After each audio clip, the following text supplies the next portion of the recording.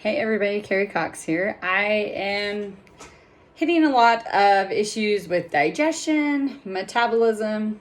So, most people think when they need to lose weight that they want to eat less. And I'm pretty sure I've hit this before.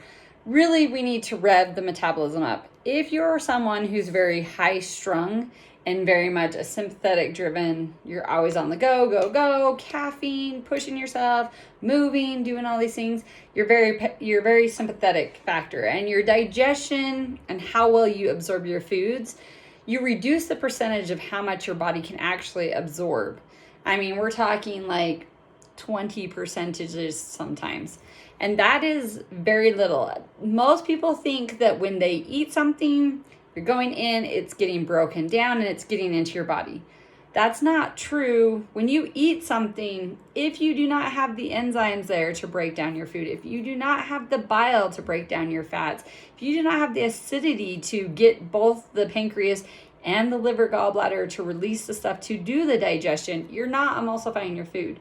It's sitting in your stomach. If you're getting gas, bloating, burping, all of that, that's another sign that your digestion's not doing what it's supposed to, and you're actually not absorbing the nutrients, which means you're then basically starving instead of eating your food and getting that out there and you're eating it, but you're not digesting it, I guess. To actually ingest food, it has to move through the small intestine wall and into the bloodstream, and then the body takes it and does what it needs. If it is just going in your mouth, you're chewing it, swallowing it, hits the stomach, then it hits the small intestine, and none of the enzymes, none of the acidity is happening, none of the enzymes and bile has been released, your body can't break it down. Also, a big reason why fermented foods are very key because they're pre-digested. The fermentation opens it up and helps that digestion. Plus, it helps support some of the digestive and the enzymes there. Another reason why soaking and cooking help people to digest their food, because you're breaking down the barriers to open it up to get that nutrition in. Metabolism, when you eat less, slows down. So now, we're not ingesting into our bloodstream. We're having organs that are not getting the nutrients it needs. Things are not being able to rebuild. That is a huge factor. Then you're in starvation mode. Then body wants to hold on to everything and it wants to put it in the fat cells to hold on to nutrients and putting toxins in the fat cells to hold them away from your main organs. It wants to, I've heard it several times referred, basically it'll take it and put it onto your organs. Your liver will hold on to the glucose it's needed so that it has it when it ultimately needs it in that fight or flight mode. The muscles will then load up and hold on to glucose. You'll have fat that will begin to build up so that it has what it needs when it needs it for that emergency. And you're going to slow the amount that your body is metabolizing and doing things with because it's holding it in a reserve. It's kind of like if you were stranded on an island and you had this much food, you're going to slowly ration through it and you're going to make sure you're not taking very much so that you have enough to last you. That is what not metabolizing things means. So when you're actively stopping and reducing calories and you're not digesting well, you're even creating more of a starvation mode. And the body is in a freak out. If you can slowly work and make your digestion better, your liver to flow and detoxify the enzymes to make sure they're really digesting, getting yourself in a parasympathetic mode, rest and digest, calming is what that is. Making your body be able to get calmed, to get things flowing, to get the body to produce what it needs, to create the digestion it needs. If you can do those things, you're helping to get the body what it needs to not be in starvation mode. So when you can slowly build on that and get the digestion working better, you're revving your metabolism. The body will then try to burn more and give you more energy to do more and keep all these things flowing for you like you're needing it to. People have, because we've been taught that we need to eat less, move more. really you don't need to eat less. You more so need to eat something that the body can digest more. Eat foods that your body can use.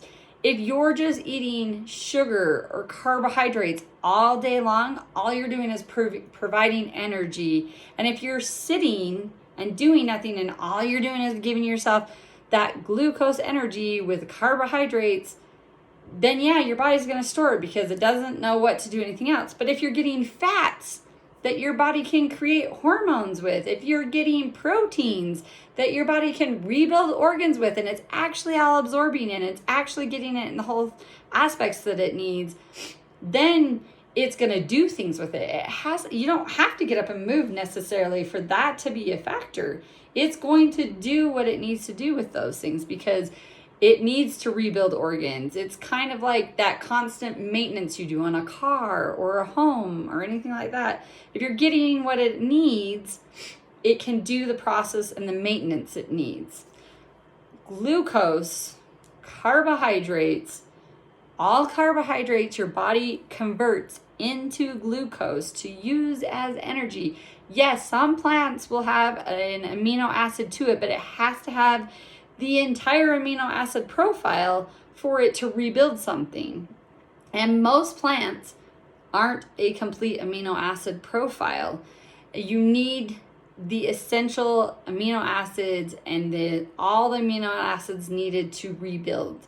So in most cases with plants, you're just getting glucose to be able to support that. Yes, there are factors in plants that are minerals and different things like that. But again, if it's not being pre-digested, you do not have the enzymes needed, you cannot get to those antioxidants, you can't get to that vitamin C, you can't get to those minerals, and you need high acidity in your stomach to open those things up and pre-digest it so the small intestine can release the enzymes to do that. You also have to have enzymes, and we reduce those factors after the age of 25. These are simple things that you can correct to help get the metabolism doing what you need it to do. If you reach out to me on the UtahFoundationalNutrition.com's website and do a survey, you can even just send me a message of I can give you recommendations. I'm hoping here soon I will actually have the supplements that I sell up on my website so that you can just order them there too if you're needed. But I can guide you with that. Just do the survey. You can, if you're local, set up an appointment and come in. I can do a scan and it can give me other factors of environmental things that I can look at as well to help you see what you're needing. So realize you want to build and rev the metabolism. You want to maximize how much your body's metabolizing to lose weight. You don't want to eat less and slow it down. Keep on slowing it down. And if you eat less, move more, and the body doesn't have nutrients that it's absorbing, it will start going for organs and robbing things from other areas to get what it needs. And you don't want that. So hit me up at UtahFoundationalNutrition.com and send me you can send me a little note on the website or send me a survey and I can look at it for you. Guys, have a great day.